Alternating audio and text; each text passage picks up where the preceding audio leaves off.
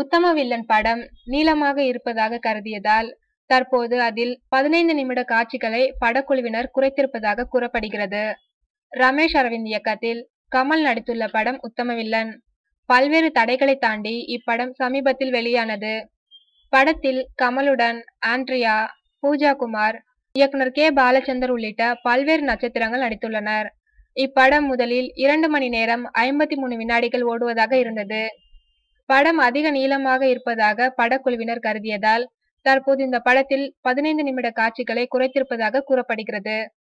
இதனால் படம் முன்பை விட விறுவிறுப்பாகவும் அனைவரும் ரசிக்கக்கூடியதாகவும் இருப்பதாக கூறப்படுகிறது. இப்படத்தை திருப்பதி பிரதர்ஸ் நிறுவனம் ராஜ்கமல் பிலிம்ஸ் இன்டர்நேஷனல் நிறுவனத்துடன் இணைந்து தயாரித்துள்ளது. படத்திற்கு ஜிப்ரான் இசையமைத்துள்ளார்.